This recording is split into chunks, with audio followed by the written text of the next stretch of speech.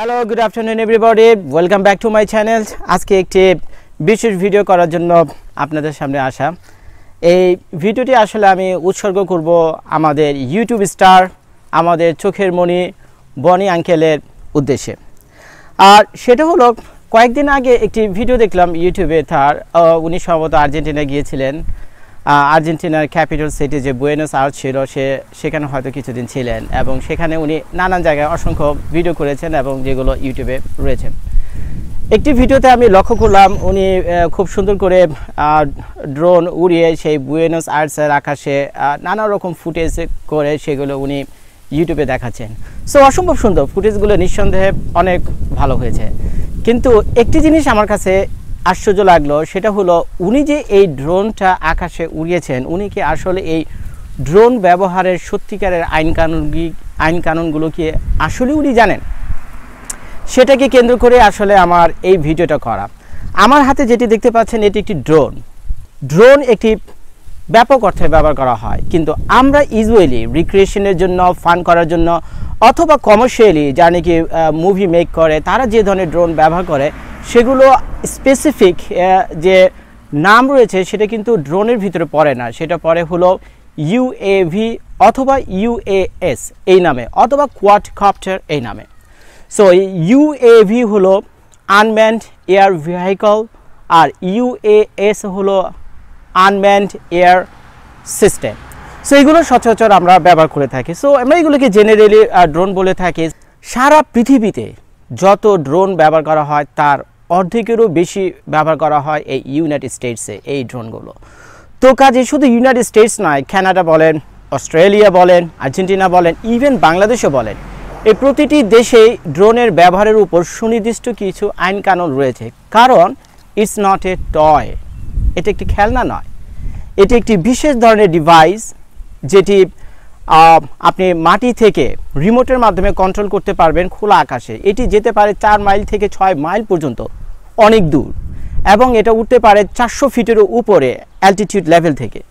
So এইসব নানা জিনিস বিবেচনা করে এটিকে খেলনা হিসেবে আর গণ্য করা হয় না, এটি হলো একটি স্পেশাল ডিভাইস। আর এই ডিভাইসটা যে আইন কানুন রয়েছে যারা এগুলো নির্ধারণ করে, একই ডিপার্টমেন্ট নির্ধারণ করে যারা নাকি আপনার আইন কানুনগুলো তৈরি করে, হলো আপনার এয়ার এভিয়েশন অথরিটি। প্রত্যেকটা দেশে এয়ার এভিয়েশন অথরিটি রয়েছে, বাংলাদেশে রয়েছে, আমেরিকাতে রয়েছে, অস্ট্রেলিয়াতে রয়েছে, কানাডাতে রয়েছে, ইউরোপের সব দেশই রয়েছে। সো এই এয়ার এভিয়েশন অথরিটি নির্ধারণ করে এর আইন কানুনগুলো এটা উড়ানোর জন্য। তো নিশ্চয়ই আপনারা বুঝতে পেরেছেন এটার গুরুত্বটা। এই একই এভিয়েশন অথরিটি আইন কানুন তৈরি করে সেই দেশের যত এয়ারলাইন্স রয়েছে সেগুলো, যে ধরনের প্রাইভেট প্লেন ব্যবহার করা হয় সেগুলো, যে ধরনের চপার রয়েছে সেগুলো। সো একই এয়ার এভিয়েশন কর্তৃপক্ষ আইন তৈরি করা এই কোয়াডকপ্টারের উপর, যেটাকে আপনারা ড্রোন বলে জানেন, ইত্যাদি ইত্যাদি। সো এখন এক কথায় আমি জেনে নিই এই ড্রোনের যে আইনগুলো রয়েছে সেগুলো। এই ড্রোনের যে আইনগুলো সেগুলো প্রধান 4টে আইন রয়েছে, ভেরি স্পেসিফিক 4টি বেসিক ল রয়েছে। এগুলো সব দেশে সমান। আর এই 4টা আইনের ভিতরে আরও ছোট ছোট অনেকগুলো আইন রয়েছে যেগুলো এক এক দেশে কিছুটা এদিক সেদিক হতে পারে। চলুন দেখি সেই 4টা আইনের মধ্যে কি কি পড়ে। প্রথম যে আইনটি ছিল সেটি হলো, এই ড্রোন যখন আপনি আকাশে উড়াবেন এটা থাকতে হবে আপনার ভিজুয়াল আইসাইট রেঞ্জের ভিতর। অর্থাৎ আপনি যখন ড্রোন উড়াচ্ছেন উপরে, আপনি যাতে সব সময় এই ড্রোনটাকে আপনি দেখতে পান, অর্থাৎ ভিজুয়াল রেঞ্জে থাকতে হবে। এটা হলো প্রথম এবং প্রধান আইন। দ্বিতীয় যে লটি রয়েছে সেটি হলো, এটিকে আপনি 400 ফিট উপরে যে সি লেভেল রয়েছে, অথবা যেখানে আপনি উড়াচ্ছেন যে গ্রাউন্ড লেভেল রয়েছে, সেই গ্রাউন্ড লেভেল থেকে 400 ফিট উপরে আপনি এটিকে উড়াতে পারবেন না। তবে বর্তমানে অত্যাধুনিক যে যারা নাকি এগুলো ম্যানুফ্যাকচার করে, ড্রোনগুলো ম্যানুফ্যাকচার করে, তারা সেই আইনটাকে মাথায় রেখেই তারা এটাকে লিমিট করে দিয়েছে 400 ফিট পর্যন্ত। তো চাইলে আমার হাতে যে ড্রোনটি আপনি দেখতে পাচ্ছেন, এটি অত্যন্ত অত্যাধুনিক একটি ড্রোন। এটি চাইলে আমি 400 ফিট উপরে নিয়ে যেতে পারবো না। যদি নিয়ে যেতে চাই সেটা আমাকে ওয়ার্নিং দেবে। এবার আসেন দ্বিতীয়, এটা হলো দ্বিতীয় আইন। এবার আপনাদেরকে বলবো তৃতীয় আইনটি। তৃতীয় আইনটি হলো, আপনি কোনো ক্রাউড 10 জন, 15 জন, 20 জন এই ধরনের মানুষের যে ক্রাউড রয়েছে, সমাগম রয়েছে, এই মানুষগুলোর ভিড়ের উপর দিয়ে এটা আপনি ভুলেও উড়াতে পারবেন না, ভুলেও না। যদি এটা উড়ান তাহলে আপনি আইন অমান্য করলেন। তো এই ক্ষেত্রে আপনার শাস্তির বিষয়গুলো আমি পরে আলোচনা করব সেটা। আর চতুর্থ যে আইনটি রয়েছে সেটি হলো এয়ারপোর্ট। আপনি যেখানে এই ড্রোনটা ব্যবহার করবেন, আকাশে উড়াবেন, তার 5 মাইলের মধ্যে কোনো এয়ারপোর্ট থাকতে পারবে না। যদি এই 5 মাইলের মধ্যে আপনি এই কোয়াডকপ্টারটি উড়াতে চান তাহলে অবশ্যই আপনাকে সেই এয়ারপোর্ট থেকে পারমিশন নিতে হবে। আর যদি সেটা না করে থাকেন আবারও আপনি আইন অমান্য করলেন। এবার আমি আপনাদেরকে ব্যাখ্যা করব আমাদের ইউটিউব স্টার, আমাদের চোখের মণি বনি আঙ্কেল যে অপরাধগুলো করেছেন সেটা। সে প্রথম যে অপরাধটি করেছেন এই ড্রোন আর্জেন্টিনার আকাশে উড়াতে গিয়ে, সেটা হলো আমি ফুটেজ দেখে যতটুকু উপলব্ধি করতে পেরেছি সেটা হলো ওনার ড্রোনটা নিঃসন্দেহে ওনার ভিজুয়াল রেঞ্জে মোটেও ছিল না।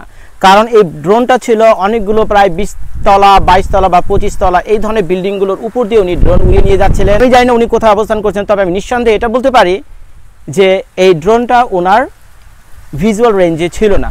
সো উনি প্রথম এবং বড় অপরাধটি করেছেন, যেটা ছিল বেসিক ল প্রত্যেক দেশের জন্য। সো এই ক্ষেত্রে এখন নিঃসন্দেহে বলতে পারি উনি একজন আইন অমান্যকারী।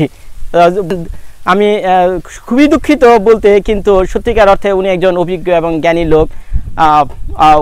আমি ওনার একজন মুরিদ আসলে, কিন্তু তারপর আমি বলতে বাধ্য হচ্ছি আমি জানি না উনি জেনে এই আইনটা অমান্য করেছেন নাকি না জেনে এই আইনটা অমান্য করেছেন।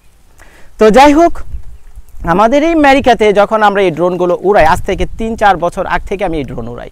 তো যাই হোক, এই ড্রোনগুলো যখন আমরা আমেরিকার আকাশে উড়াই তখন এগুলো আমাদের ছোটোখাটো একটা ট্রেনিং পর্যন্ত নিতে হয়।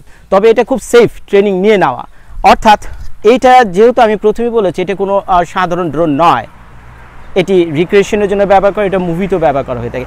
এই ড্রোনটা যে কোনো সময় ডেকে নিয়ে আসতে পারে বড় ধরনের বিপদ। যেমন দেখুন কী ধরনের বিপদ হতে পারে। মনে করেন আমি এই ড্রোনটা এখন উড়াচ্ছি, তো ভালো কথা উড়াচ্ছি, এখন আমি হাসতে নাচতে এই ড্রোনটাকে উড়াতে অনেক উপরে নিয়ে গেলাম। এখন আমার ইচ্ছে হলো এটা আরও উপরে নিয়ে যাই, তো আমি আরও উপরে নিয়ে গেলাম। এখন আমার মনে হলো যে একটু ডাইনে যাই, বাইরে যাই, সাউথে যাই, নর্থে যাই, তো এগুলো করে আমি ত্রিং বিরিং করে এটাকে উড়ানো শুরু করলাম উপরে। তো এক পর্যায়ে কী হবে, যেটা ঘটতে পারে সেটা হলো এই ড্রোনটা যে আমার হাতে যে রিমোটটা রয়েছে এটা রেডিও সিগন্যাল এবং জিপিএসের মাধ্যমে কাজ করে। তো কোনো কারণে যদি এই রেডিও সিগন্যালটা লস্ট হয় তখন এই ড্রোনটার ভবিষ্যৎ কী হবে একবার ভেবে দেখেছেন? অর্থাৎ এই ড্রোনটা তখন নিয়ন্ত্রণ হারা হয়ে যাবে। নিয়ন্ত্রণ হারা হয়ে এটা যেটা করবে সেটা কোনো বাসা বাড়িতে গিয়ে পড়বে, কোনো মানুষের মাথার উপর গিয়ে পড়তে পারে, রাস্তায় কোনো একটা গাড়ি চলছে সেই গাড়ির উইন্ডশিল্ডের উপর গিয়ে পড়তে পারে। তখন কি হবে? যদি খোদা না করুক এই ড্রোনটা কোনো গাড়ির উইন্ডশিল্ডের উপর গিয়ে পড়ে তাহলে তার ড্রাইভারের কী অবস্থা হবে? ড্রাইভার তার নিয়ন্ত্রণ হারাবে, গাড়িটা অ্যাক্সিডেন্ট করবে, মানুষ মারা যেতে পারে। কে নেবে এই দায়িত্ব? তারপরে আসুন, এটা কারো মাথায় পড়তে পারে। এটা আমার হাতে যে ড্রোনটা রয়েছে এটা প্রায় 15 থেকে 20 পাউন্ড ওজন। সো এরকম একটি ওজনের জিনিস যদি 400 ফিট উপর থেকে আপনার মাথায় পড়ে তখন আপনার কেমন লাগবে? আপনি আহত হতে পারেন, বড় ধরনের ক্ষতি হতে পারে। তো কে নেবে দায়িত্ব? তো এইসব কথা মাথায় রেখে এই এভিয়েশন কর্তৃপক্ষ, সেটা আমেরিকা হোক অস্ট্রেলিয়া হোক যে কোনো দেশ, এই ধরনের কঠিন আইনকানুন তৈরি করে রেখেছে যাতে আপনার রিক্রিয়েশনটা আপনার জন্য বিপদের কারণ না হয়ে দাঁড়ায়। তো এই ক্ষেত্রে বনি আমিন সাহেবকে বলবো, উনি যখন বুয়েনোস আয়ার্স বা আর্জেন্টিনাতে এই ড্রোনটা যখন উনি উড়াচ্ছিলেন, আমি জানি না উনি আসলে জানেন কি না আইনগুলো।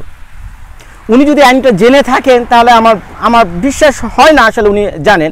জানলে নিঃসন্দেহে এটা ওনার করার কথা না। এই ড্রোন ওনার জন্য বিরাট বিপদের কারণ হয়ে দেখা দিত, শুধু ওনার জন্য না আরেকজনের বিপদের কারণ হয়ে দেখা দিত। তো এবার আসুন জরিমানার কথা। আমেরিকা সহ পৃথিবীর অন্যান্য উন্নত দেশে এই জরিমানার যে বিধান রয়েছে, এই যে 4টা বেসিক লয়ের কথা বললাম, এগুলো ব্রিচ করার উপর তার মোটামুটি অনেকটা সিমিলার। যেমন ধরুন আপনি যদি এই 4টার মধ্যে যে কোনো একটি ব্রিচ করেন, বাকি 3টা ঠিক করেছেন, একটি ব্রিচ করেছেন অর্থাৎ এটি উড়াচ্ছেন কিন্তু আপনার ভিজুয়াল রেঞ্জে নেই, তাহলে আপনার $500 থেকে $11,000 পর্যন্ত জরিমানা হবে। এটা নির্ভর করবে আপনার ব্যাকগ্রাউন্ড হিস্ট্রির উপর, এর আগে আপনি কি কি অপরাধ করেছেন এর উপর আপনার এই জরিমানা ওঠানামা করবে। আপনি যদি ফ্রেশ ক্রিমিনাল হয়ে থাকেন, ফ্রেশ ক্রিমিনাল অথবা ফ্রেশ ল ব্রেকার, ফ্রেশ ল ব্রেকার, তার মানে এর আগে আপনি কোনো ল ব্রেক করেনি, এই প্রথম আপনি ল ব্রেক করেছেন, তাহলে আপনার শুরু হবে এটা $500 দিয়ে। আর যদি আপনার প্রিভিয়াস রেকর্ড থেকে থাকে, অন্য কোনো অপরাধ আপনার করেছেন অথবা ক্রিমিনাল হিস্ট্রি থেকে থাকে, তাহলে আমি যেটা প্রথমে বললাম এটা $500 থেকে বেড়ে $11,000 পর্যন্ত হতে পারে। তো আমাদের এই আমেরিকাতে মিনেসোটাতে একজন ভদ্রলোক ছিলেন যিনি শখে বশত এই ড্রোন উড়াতে গিয়ে সেই অপরাধটা করেছিল, যে ড্রোন উড়াতে গিয়ে উনি এটা প্রায় তো না ভিজুয়াল রেঞ্জ রয়েছে, সেই রেঞ্জের বাইরে এটা উড়াচ্ছিল, ফ্লাইং করছিল। তো এভিয়েশন কর্তৃপক্ষের এটা নজরে আসে, সম্ভবত নেইবারহুড থেকে কেউ কমপ্লেন করেছিল, যে কারণে তারা এটা নোটিফাইড হওয়ার পর সো তাকে চিঠি পাঠার পর তাকে কোর্ট পর্যন্ত যেতে হয়। এবং যেহেতু সে ছিল ফ্রেশ ল ব্রেকার, এর আগে সে লট অফ ব্রেক করেনি, তো কাজে $500 উপর দিয়ে উনি ছাড়া পেয়ে গেছে। আর আরেকটি কোম্পানি আমি জানি, সেটা হলো আপনার শিকাগো শহরে, তারা আসলে একটি কোম্পানি একটা মুভি শুটিং করতে গিয়ে বা ফুটেজ করতে গিয়ে তারা এই ড্রোনটাকে ব্যবহার করেছিল, বেশ কয়েকটি ল ব্রেক করে, যে বেসিক লগুলো ছিল সেটার উপর। সেই কোম্পানিকে জরিমানা করা হয়েছিল ভাই $55,000। সো এবার আসুন, $55,000 কত টাকা বাংলাদেশে? 40 লক্ষ টাকার উপরে। তো এখন বনি আমিন সাহেব যে আর্জেন্টিনার আকাশে এই ড্রোনটা উড়ালেন, এবং ওনার ভাগ্য ভালো কেউ কমপ্লেন করেনি বা কারণ নজর আসেনি। ওরা আরও ভাগ্য বলো ল এনফোর্সমেন্টের কেউ কোনো লোকজন আশেপাশে ছিল না। যদি থাকতো এবং এটা উনি ধরা পড়তেন, তাহলে কি হইতো? ওই যে বলে আসলাম, $500 থেকে $11,000 পর্যন্ত, অনেক টাকা। তো এত টাকা যদি জরিমানা আপনি দেওয়ার পর আপনার ফিলিংস কী হবে? এ তো শুধু জরিমানা পর্যন্ত না, এইসব দেশে কি হয়, এটা একদম 3rd degree misdemeanor. So 3rd degree misdemeanor America থেকে এটাকে গণ্য করা হবে 3rd ডিগ্রি মিসডিমেনার। সো এই 3rd ডিগ্রি মিসডিমেনার যদি হয়, প্রথম জরিমানা তো দূরে থাক, প্রথম উনি অ্যারেস্ট হবে।